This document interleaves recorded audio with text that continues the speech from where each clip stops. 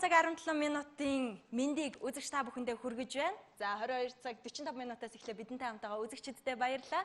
City Night шөнийн хөтөлбөр үзэгч та бүхэндээ шууд үргэлжлэн хүрч байна. 3 дугаар хороолол эхний ялгсан хойд дэнж UBS телевизийн студиэс. За дөнгөж сая бүгдээрээ хамтдаа Азийн шин топ модель уралдаант шоу нэвтрүүлэгт бас эх орнууд төлөө амжилттай оролцсон загвар өмсөгч Төгсийг бас сонирхолтой ярилцлагатай урьсан. Төгс ер нь бас их өөрийнхөөрөө тий бас элдв маяггүй гэж ярьдаг штэ манай монголчууд их дотн гоё ярилцлага өрнүүллээ. Тэгээ сая баг 20 минут баг 30 минут бол зүгээр айгүй урт өнгөрчлээ. Нисэж байгаа юм шиг л өнгөрлөө цаг хугацаа. Ер нь бол би бас нөгөө хамгийн анх удаа уулзж байгаа болохоор яана за юу асуух бол яах бол ингээд бие бариад суугаад авах болоо яах бол гэж бододсон чинь маш энгийн. Нилийн ерөн дажгүй ярилцлага өрнжлөө гэж бодож шүү үзэгчтэй юу гэж бодож чинь бодож байгаа бол үргэлжлүүлээ лайка дараад байгаа юм. Манай City Night шөнийн хөтөлбөр гэсэн Facebook хаяг одоо баг 34 лайкны дараа 8000 лайктай болох гэж байна. Тийм учраас лайкны эзнийг бид нэр шагнагдсан л байгаа юу. Тий, 100000 лайкны эзэнг бол бид хоёр шагнана. Тэр нь болохоор өнгөрсөн дугаарын зочдтой холбоотой байх болно. Энэ бол дэлхийн одоо шилдэг үсчин шалгаруулах тэмцээний тэргүүн байрын шагналыг хүртсэн тэр үсчнэр 100000 дахь лайкын эзэн үсээ засуулах, янзлуулах эрхтэй болж байгаа учраас өнөөдрийн нэвтрүүлэг дуусахад ер нь болж өгвөл тэр азтнаа тодруулчулсыг хайтаахан байж шүү. Бид хоёр бол нэвтрүүлгийн пэйжэн дээр лайка дарахгүй хүлээсээр байгаа 100000 дахь нь болох гэдэг юм. За тэр яхав дараагийн зочид маань ирсэн байна. За тэгээ. Ингээд дараагийн зочдод та бүхэндээ танилцуулъя. Монголын оюун ухааны академийн багш дасгалжуулагч Баасан Дорж ой тогтоолтын олон улсын их мастер Энх Мөнх нар манай студид ирсэн байна. Хоёулаа зочдтойгоо уулзцгаая. За. Бидэнтэй хамтаагаараа үзэгчтэй. За үдшийн мэнд хүргэе. За үдшийн мэнд залуучуудаа урилгын маань хүлээн авч хүрэлцэн ирсэнд баярлалаа. Баярлалаа. Нийт одоо үзэн суугаа үзэгчтэй үдшийн мэнд хүргье.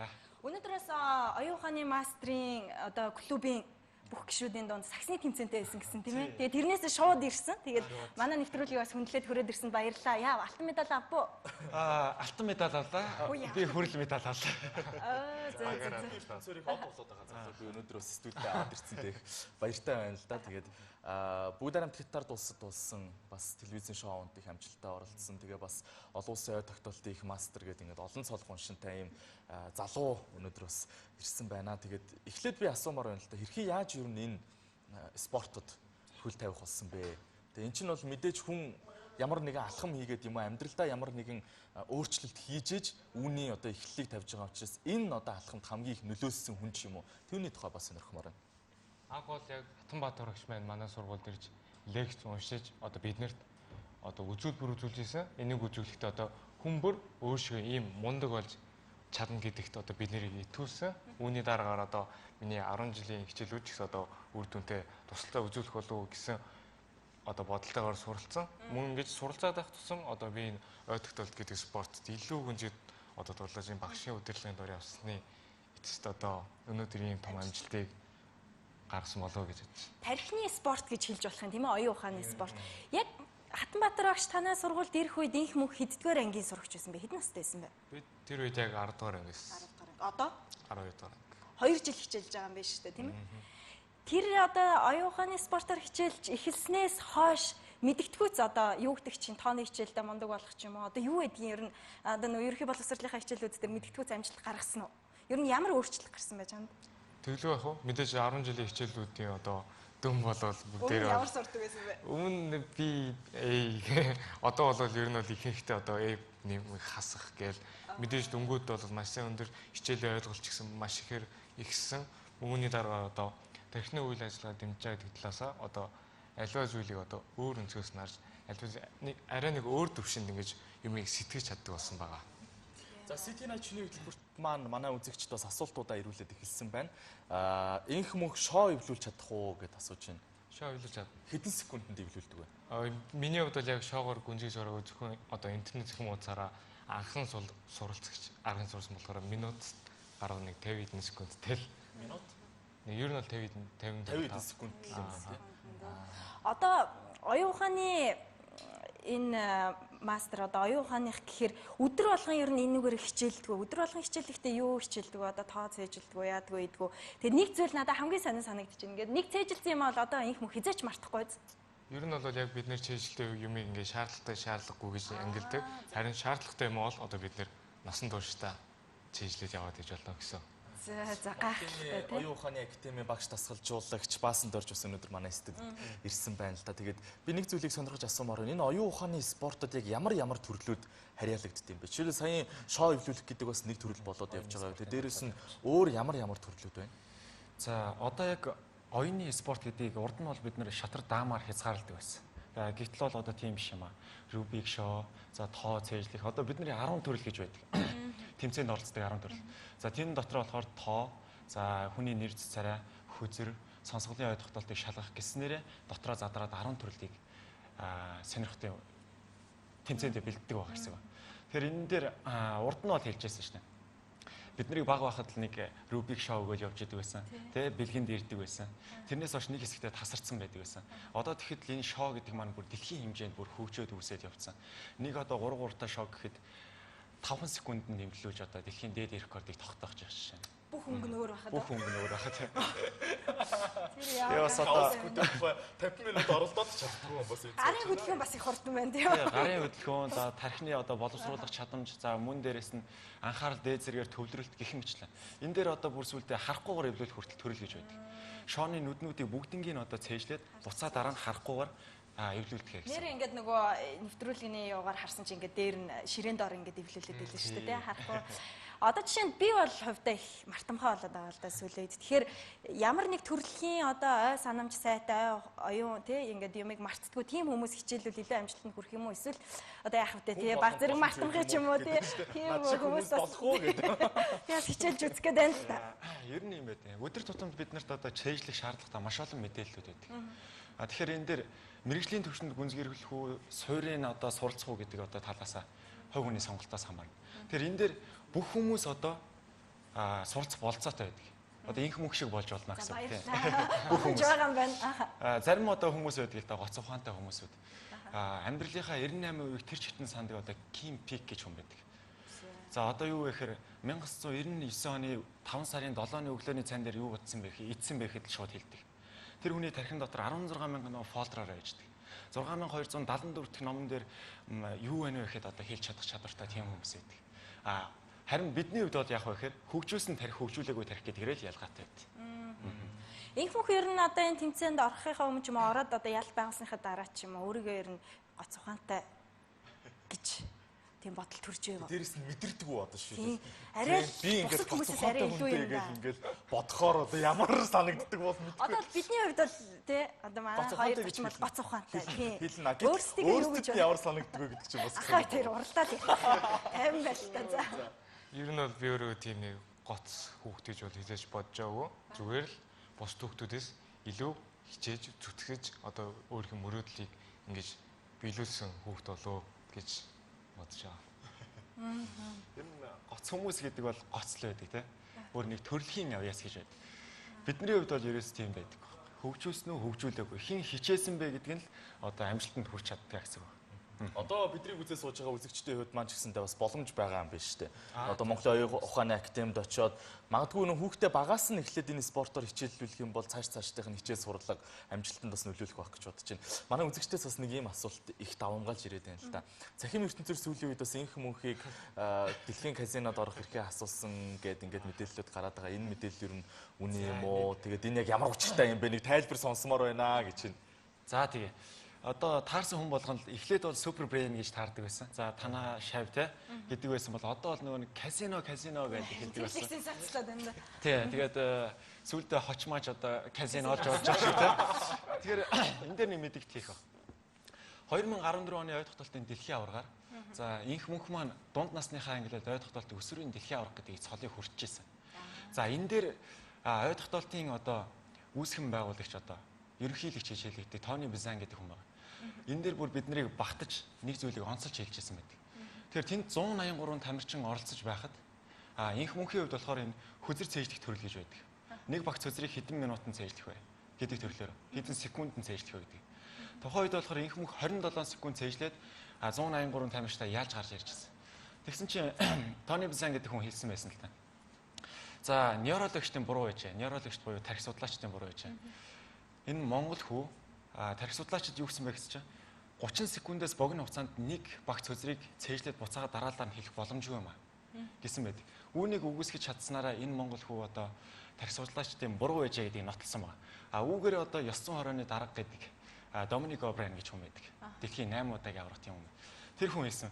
За ингээд ямар тааш байсан 30 секундээс богино хугацаанд цээжлж байгаа хүмүүсийг казинод орохыг одоо хоригдсан байт юм аа. Ингээ бичигдсэн байт юм шүү гэж хэлсэн бид нарыг одоо урамшуулж одоо тий хэлсэн байдаг. Тэгээ тэрийгэ хэлсэн чинь манай тамирчин болохоор яалч одоо тоглолт юм байна тий чи тоглолт юм надад зааж өгөөч би бас тогломоор байна гэ тий мөнгө олмоор байна ч гэдэм үү. Иймэрхүү зүйлүүд бас их ирж байсан. Орхоос өмнө жоохон мөнгө хийчихгүй яасан тий сая тий энэ одоо тийм зүгээр яваад байсан. Тэгээ одоо яг энэ дээр бас танаа нэвтрүүлгээр бид нар ирснээс хойш шууд нэвтрүүлгээр бас орсонгүй. Тэгээд анхны маань шууд нэвтрүүлэг байлаа. Тэгээд инх мөнх маань ч гэсэн бас энийг хэллээ. Тэгээд одоо ямар нэгэн алдан ёсоор бол тийм хорьсон гэдэг юм байгаагүй. Зүгээр одоо биднийг урамшуулсан урмын үг байсан болов уу гэж бодож байгаа. Ийм сайхан ярилцлага болж байхад ийм асуулт тавих нь зөв ч юм уу, буруу ч юм уу? Манай үзэгчдээс ялангуяа октоудаас их асуулт ирээд байгаа. Тэгээ бүр анхаа гэж яагаад гээ бүр анхаа гуйж байна гээ бүр 3 4 удаа түүнээс ч илүү одоо би асууж өгөхгүй бол зөндөө асуух гэж бодож байна. Найз охинтой юу гэж байна? Найз охин байхгүй.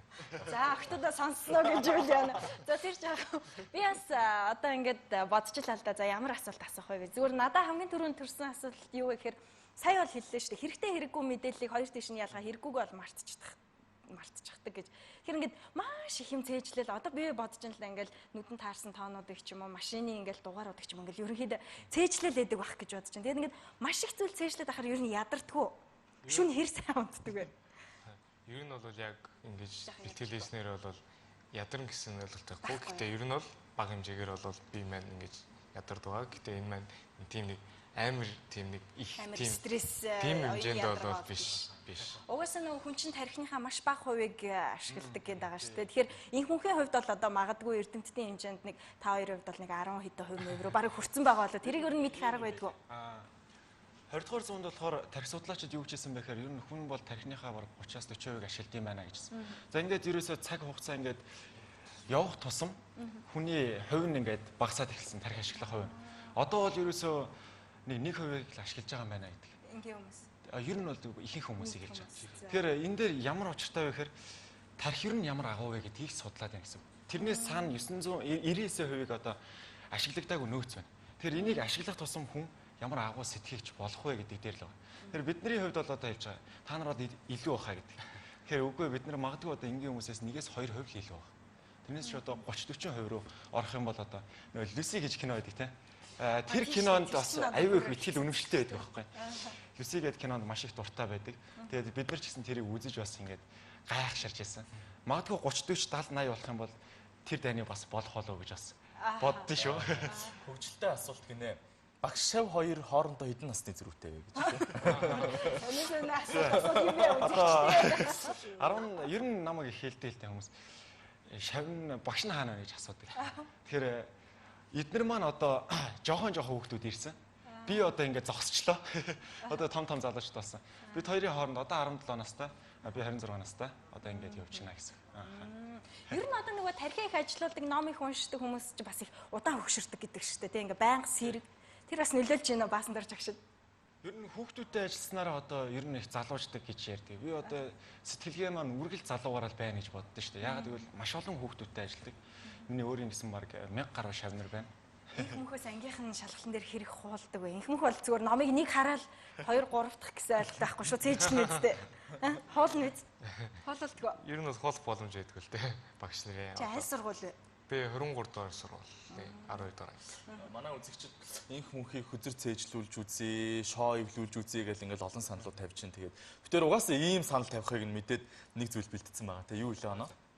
Угаасаа манай үзэгчид айгүй хэцүү.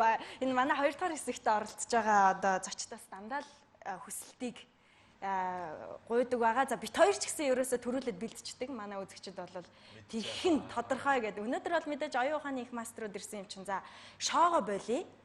За хүзэрч бас болий. Сая яг нөгөө нэг тэмцээнд Бибрийн тэмцээнд оролцсон тэр даалгавар бол ингээд маш том дэлгэцэн дээр маш олон юм багантай тоонууд гарч ирээ тоог цээжилж исэн шүү дээ. Тэгэхээр магадгүй бит хоёр одоо байгаа боломжоор бол самбар байна. Тэ? Шохоо байна. Тэгэхээр бит хоёр тоо бичээд тэгвэл яг одоо тэр тэмцээн дээр оролцож исэн шиг тэрнийг цээжлээд ингээд хэлэх тийм боломжтой. Инх мөнх баасан дорж хоёрыг бас шалгаж ийн гэж ойлгож болохгүй. Энэ бол зүгээр нь ур чадварыг нь бас ийм одоо төрөл байдаг шүү гэдгийг л харуулах гэж байгаа болохоос биш. Энэ бол одоо ямар нэгэн тэмцээн уралдаан биш. Унах гад байгаа ч юм биш те. Тийм байгаа. Яг сонирхолтой үднэс болов гээд бас үзүүлээ. Тэгээд биднэрт болохоор тоо цээжлэх маань биднэрт бол хялбархан зүйл. Утасны дугаар тогтооход хүмүүст бол энгийн хүмүүст бол хүнд. Тийм учраас энийг жоохон хүндрүүлээд бид нар хар цээжлэх юм бол бүр илүү хурдтай цээжилж байна. Тэр харахгүйгээр хилээд явчихвал илүү сонирхолтой юм болов. Тоогоо бичээд хилээд явах юм бол зөвхөн сонсгодын оюутгад бас шалгах. Тоо тэгээд бичигдэх тоонууд нь хэдээс хэдийн хоорондоо үйл зүгээр юм. Тоо бол ер нь 0-9-ийн хооронд л байгаа шүү дээ, тий. Тэгэхээр та нар хоёр оронгоор чилж болно, нэг оронгоор чилж. Энэ хоёр айл нэг юм. Магадгүй 1 5 7 давцсан ш болно тоо. Тий. 1 5 7 10 20 гэл тэгсэн ч болох уу? Болно. Тий. Арай хэцүү болчихгүй гайгүй юу. 99 15 гэд зүгээр үг. За би тэгвэл ажилдаа оръё. Тэгээ. Бичихөө. За тэгээ. Хитэн тоо гэж хэдүүлээ сая тохирлоо. Хит ер нь 50 байж болно тий. За нэг 40 тоо. Тэгвэл анхаа ингээд 10 доош цагаа бас ингээд хэмнээ тий. Тэгээ. За 40 тоо. Үзэгчтэй. За ерөөсө харахгүйгээр шууд ингэж эргэж харахгүй шүү. хилээд авах юм те. Эхний игнээ явлаа шүү гээл тэгэл явчих юм байна те. За тий. За хэлээрэй. За чи эхний игнэгээ. За. За хоёулаа ээлжлээд явчих. Тийх үү? Тэгвэл бас санаад авах зүгээр. За тэгээ. 8 3 9 5 2 7 тэг 1 3 9 9. За хоёр дахь игнэ. 1 5 7 3 8 5 10 23. 1 За 3 дахь игнэ эхэлж байна. 1 чи нэг гэсэн 5 7 3 2 9 6 7 18. За одоо хамгийн сүүлийн буюу дөрөв дэх хэсэг тий. За 4 3 4 2 47 6 1 3 5. За болцсон. За зарим нэг нь хоёр оронгоор хилээд тэгээд трийг нэг оронгоор гэж тооцоод явчихлаа л да. Их мөнхийн одоо тэгвэл эхнээс нь ахуулаад хилээд хойноос нь ухрааж хилээд та хоёр энэ тэндээс нь асуусан ч хэлэх болцоо. Одоо хоёр дахь багны тэр мэр Тий, гэх юм уу? хоёр дахь багны тоомоо гэдэг. Хоёр дахь баг гэхсэл одоо яг 15 дахь тоо гэдээ яваад. Тийм магадгүй 15 15 дахь багхгүй бол тэ нэрээ яаж ч багнасан. эхнээс нь ахуулаад хэлэх үү. За эхнээс нь эхлэе хэлээ. За үзэгчд маань бас самбарлуу анхаарлаа хандуулах гэж бодож байна. Би бас энэ дээр заагаад хэлснүүдийг нь тэмдэглээд явчих тий. За 8 3 9 5 2 7 тэг 1 3 9 1 5 7 3 8 5 10 23 1 15 73 29 6 7 1 8 4 3 4 2 4 7 тэгээд 6 1 1 9 за яж арай 3 9. за Сүүлийн тоон дээр алж. Сүүлийн тоон дээр ерөөс ганцхан алдаа гарлаа. Сүүлийн тоон дээр Энийг 5 бол байсан. ерөөсөө гоцоо ясалж хэлэх байхаа. Өөр одоо юу яах вэ? Яг одоо бид нарыг үзэж сууж байгаа үзэгчид бас бүгдээ алгаад очиж байгаа. Энэ бол үнэхээр Монголын гоцоо яс. Энэ бол зүгээр энгийн Тийм, маш жишээ. Энгийн жишээ тий. Анхаад хоёр тоогоо бараг хэлэх гэж л бөө юм болж байхад энэ хүн ингээд аль хэзээний тээжилч гэсэн явж гин. Зүгээр багахан нууцаас хуваалцахгүй юу? Одоо юу гэдэг юм бэ? Одоо 9 тоо хэлэхэд бид одоо цээжлэх тийм боломж техникээс ухааны академик зорж тэр сургуультанд суухгүй ч гэсэндээ зүгээр л нэг амьдралдаа өөрөө өөрийгөө хөгжүүлээ дээ гэж бодож байгаа хүмүүсийн хувьд бол нэг юм жижигхэн зөвлөгөө өгөөч. За тэгэхээр энийг одоо тоо хэрхэн цээжилдэг вэ гэдэг маань бидний хувьд болохоор энэ өөрсдийн гэсэн бий болгосон хадаас үг гэдэг юм байдаг. Хадаас үг. Магадгүй 9 гэдэг дээр бид нар бодит зүйлсийг харддаг гэсэн. Хүний тарих ерөөсөө энэ хийсвэр зүйл бодит зүйл үгүй юу гэдгийг ялгаж чаддаг байхгүй. Тийм учраас 9 гэдэг тоог хэлж байхад бид нар бодит өөрсдийн гэсэн нэг ор гэдэг ч юм уу тийм үгтэй гэсэн. Тэгээ дараа нь нэг гэд хэлж байхад одоо магадгүй нэг дээр одоо юу вэ? Өн гэдэг үгтэй. Тэгээд одоо эднэрийн бүгднийг холбоод хошин өрөмцөөр төсөөлөд сэтгэл хөдлөлөөр оролцуул цээлжилдэг. Ер нь бол хүмүүс маш ихээр асуудаг. Яаж цээжилт юм бэ? Бид нарт одоо аргаасаа тайлбарлаач гэдэг. Тэгэхээр энгийн хүмүүст хэлэхээ одоо энгийн хүмүүс гэхээр бас юм зөвлөх баг тийм. Тэгэхээр ер нь хүмүүст хэлэхдээ ингэж хэлдэг. Альва мэдээллийг цээжлэхдээ сэтгэл хөдлөлөөр оролцуулснараа илүү сайн тогтоодог. Жишээ нь юу гэсэн үг вэ гэхээр магадгүй та 2-7 хоногийн өмнө яг энэ өдөр гэхээр нэвтрүүлгийн цаг учраас мэдж байгаа. Өмнөх өдрийн ч байд юм уу? Тэрний өмнөх 7 хоног ч байд юм уу? Яг юу хийж исэн бэ гэхээр санахад айгүй төвөгтэй болж эхэлнэ. Харин анхаарал татхууц одоо шинж тэмдэг байт юм уу те магадгүй тухайн өдөр нэг гоё хоол идсэн одоо ам бүлээрээ ч байт юм уу ингээд сэтгэл хөдлөл оролцоод ирэхээр хүмүүс тэрийг хизээч мартдаггүй бид нар яг энийг ашигладаг гэсэн үг. Тарих дунд тарих буюу одоо энэ дунд тарихнаас сэтгэл хөдлөл оролцохоор гиппокампс гэдэг юм ажиллаж эхэлдэг. Тэгэхээр гиппокампсны тусламжтайгаар бид нар тархинд одоо бор гадарганд мэдээллүүд ирдэг гэсэн үг. Тэгэхээр бид нар ерөөсөө аливаа зүйлийг цээжлэхдээ яг одоо гаднаас харахад бол ингээд сериосли царайлцсан тий байгаа одоо ч дотор бол маш хөвгөлтэй үлгэр зохиоцсон амар гоё юм болсон явж байгаа гэсэн. Хаяа одоо жишээ нь ингээл 8 одоо жишээ нь инхэнхэн хувьд 8-ын тоо гэл тэр юу бодох вэ? Одоо 8-ын тоо гэл ирэнгөт одоо цэцэг гэж хардаг. Ер нь одоо яг ингэ 8-ын тоо цэцэг гэж төсөөлөөр. Тэр чинь бүх тоон дээр нэг цаанаа кодтай гэсэн үг. Оноо одоо жишээлбэл би энэ дээр бичих юм бол зээж чадах уу? Үу. Би хичээл нь явчаа дараа нь үзүүлээ. Чадахгүй яг үнэ. Монголын оюун ухааны академи хаана үт юм бэ? Хэдэн наснаас эхэлж сурд юм бэ? Тэгээд хүүхдээ явуулъя юм уу? Өөрөө явъя гэх юм бол хаана хэрхэн яаж хандах юм бэ гэдээ олон асуултыг асууж байна л да. Тэгээд нэгэнтээ ийм зоч төрөөд ирсэн юм чинь тэр асуултанд нь хариулт өгөхгүй бол болохгүй байх гэж бодож байна. Тэгээд бас баасанд орж өгөх шин дээр үзэгчдээ бас мэдээлэл өгөх байх тийм ээ. За тийм. Монголын оюун ухааны академийн төв байр бол одоо Арслантай гүрнээс хойш 300 м явах GD центр гэдэг байдаг. За 70.12 техник гэсэн дугаараас авч болно мэдээллийг. Мөн манай салбарууд бас одоо гарсан байдаг. Хотод бол зайсан салбар гэж байдаг. За Баян Монгол салбар гэж байдаг. 25 дахь эмийн сан гэсэн салбарууд байдаг.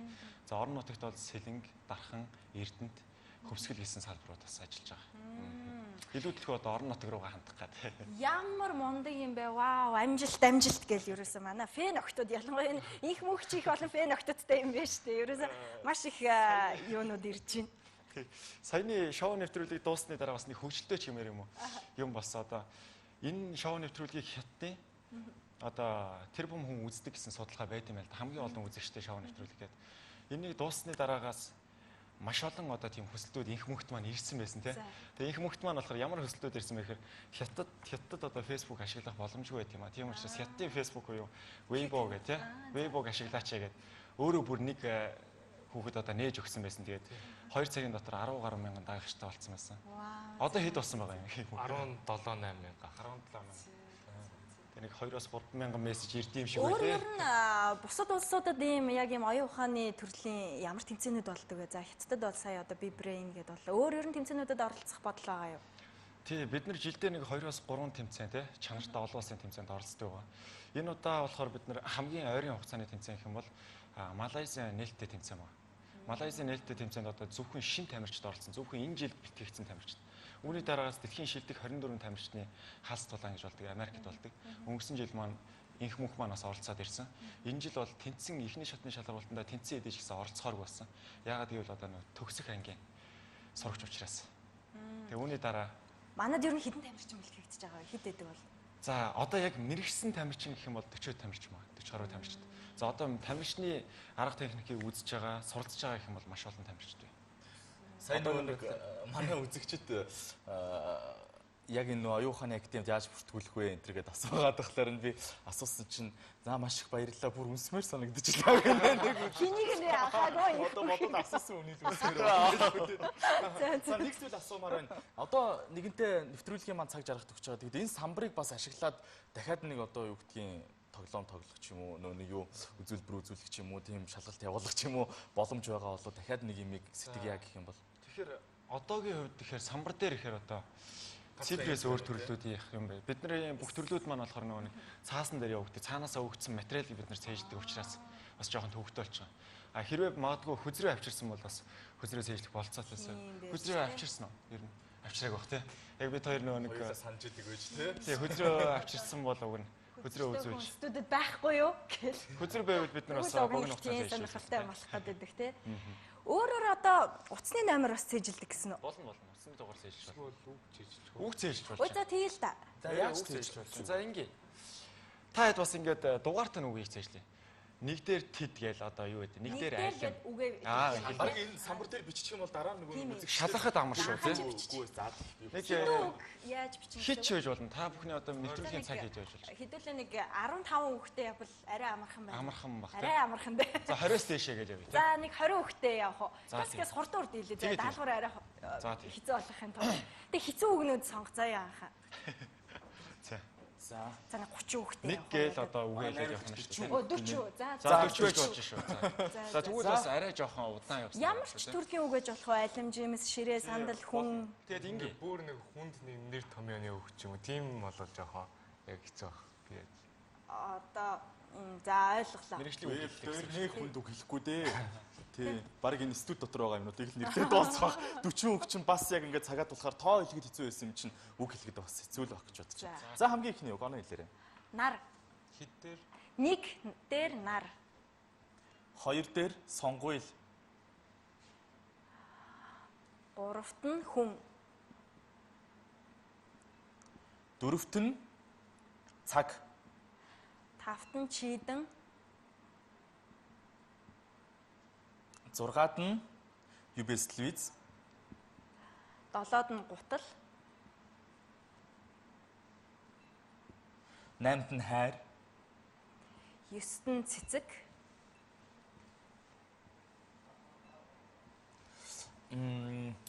Гар утас. 10-т нь гар утас. 11-т нь самбар. 12-т нь студ. 13-т нь хулдаас. 14-т нь Facebook. 15-т нь нүүр. Нүрээ. За. 16-т нь гар. юу? Гар. Гар. Гар. Хүний гар. 17-д нь үдээс. 18-т нь оёдлын машин. 19-т нь камер.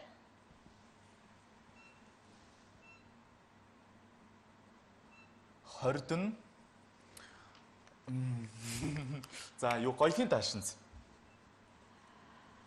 21-т нь дэлгэц.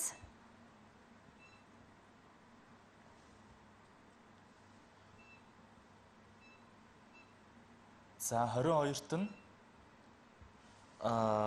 өмд. 23-т нь цамц. 24-т нь энх мөнх. 25-т нь сурагч. Сурагчаа. Аха. 26-д нь их сургууль. 27-д нь хаалга. 28-д нь телевиз. 29-т нь төгөлдөр хуур.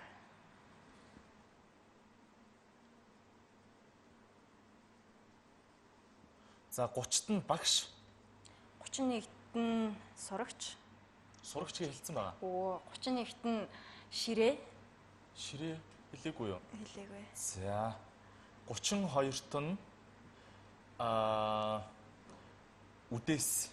Хэлсэн байна. За эзэн ч үгийн баялаг дууссан. 32-т нь ла. За хоёул гэлээ. За тэгээ ла. Ла.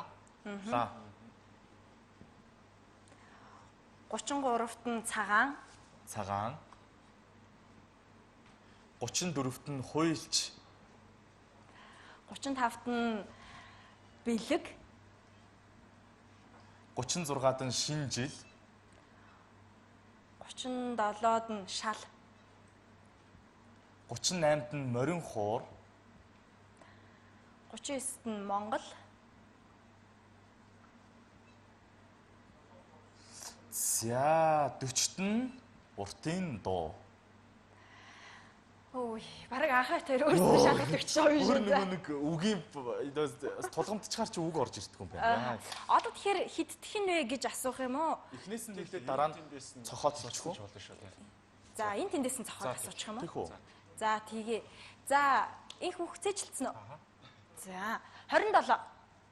27. Хаалга. За зөв байна. 39. Монгол. За зөв 6. байна. Үзэгчд маань бас дэлгэрэнээрээс харж байгаа бох. Манай 6 бас студ. зураглаач бас жоохон ойртуулад тий. За 11. Самбар. Аха. За 31. Ширээ. 15. Нүүр. За ер нь бүгдийг хэлэх юм байна. Одоо 1-с 40 хүртэл нь гяс хэлээд явчихдаг уу? Нар. Баг ойлгомжтой тий. За Нар, сонгуул, хүн, цаг, чийдэн, студ, гутал, хайр, цэцэг, гар утас, самбар, одоо 12 нь тайз 12 дээр студ байсан. бас студ. Тий, студ. Студ тийм баха. Студ хулдаас Facebook нүүр 16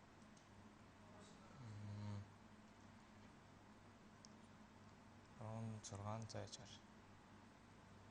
Багшаас ганц нэг оролцож болно шүү дээ. Бас хажууд нь ингээд цээжилсэн үү? Бас энэ. Аха. за 17. 17 үдээс оёдлын машин 18 оёдлын машин 19 цэцэг байсан уу? Үгүй ээ. Цэцэг биш. Одоо За шууд нэвтрүүлэг болохоор бас жоохон за юу яжиж магадгүй тий. За гэхдээ энэ бол зүгээр 19 нь камер байсан шүү. камер 20 хоёлын даашинт нь дэлгэц өмөд цамц инх мөх сурагч их сургууль хаалга телевиз төгөлдрөөр багш ширээ ла хуйлч бишээ 33 цагаан хуйлч бэлэг шинжил шал тэгээд 38 нь мөрөнхөр Монгол уртын доо. Мондөг юм бэ. Гүн энэ ганцыг алдааг бол алдаа гэж тооцохгүй тий. Тийм, ерөөсөө одоо бид нар ч гэсэн хэлэх гэжсэн үгээ ингээл гэрэл мэрлэн доор суухаар сандарчдаг л та. Ер нь ингээд инх мөх түрүүн бол тоонуудыг кодолдог гэж нэ арай л үг болгоныг кодолдог байлгүй дээ. Үгээ яаж цээжлээд нэ? За үгийн хувьд бол саяны хийсэн чигээр тоог бол үг болго гаргацсан байгаа. Тэр үгээ тэр үгтэй дахиж холбож ингэж Тэгэхээр чиний толгойн дотор хэдэн мянган үг тоо ер нь бол ингээд эргэлдэж идэг юм уу? Тийм. Яаж тэднэрийн хооронд тэр хүн болгоны толгойд дандаа өөр хэдэн мянган код эргэлдэн гэсэн үг юм байна шүү дээ. Яг тогтсон юм бол байхгүй юу? Хүн болгон өөрөөр төсөөлөх учраас хүн болгоны тарих өөр тийм ээ. Хувь хүн чанараасаа ч өөр. Тийм учраас энэ хүний төсөөл цээжилж байгаа аргаар л нэг системээр цээжилж байгаа боловч нэг техникээр цээжилж байгаа боловч төсөөлөл нь өөр болоо явчихна. Цээжлэхдээ арай өөр болоо явчихна. Минийх ч гэсэн одоо магадгүй өөрч байт юм уу? Таних ч гэсэн магадгүй өөр л байна. Тий. Надад сая ингээл яг инх мөхөгийн яасан чи ингээд толгойн дотор нэг жижигхэн хүн ингээд компьютер дээр өгөөчөөд би чинь бас боцсон дэш нь гаргаж хараад яг тэгж байгаа юм шиг төсөөлөгдлөө. За тэгээд энэ орой бас бидний урилгыг хүлээн авч студид маань хүрэлцэн ирсэн хоёр зочиндоо маш их баярлалаа. Тэгээ бидний бас ярилцлага бараг л 40 минут үргэлжилчих шиг боллоо. Тэгээ сайхан үр дүнтэй ярилцлага Тийм, үргэлжлэе гэж бодсон. тийм, бас олон хүмүүс- хоёроос үг тоо хийсээр л өөрсдөө шалгуулад бүр хамаг хөлсөхгүй байна. Олон хүмүүс бас энэ оюун ухааны спортоор хичээллэж одоо нэг хөгжүүлээгүй тархийг хэрхэн яаж хөгжүүлэх вэ? Хөгжүүлсэн тохиолдолд ямар үр дүн авчирдаг вэ гэдгийг одоо мэдлэгтэй болж мэдсэн байх гэж бодож байна. Ингээд хоёр зочиндоо маш их баярлалаа. Цааш явахтын тэмцээн уралдаанд амжилт хүсье. Тэгээд олон бас амжилтууд залуу хүмүүсийг бол хүлээж байгаа гэж бодож байна. Тэгээд дараагийн тэмцээний амжилттай хамт эргээд уулзъя. Тэр үед бит хоёр хүзрөө бэлтжээ сууж байна. Заяа юу хөө. Бас шот байна. Тийм хүзрөө шоотойгоо өнтер жахан тэгэл. За баяртай залуучуудаа баярлалаа.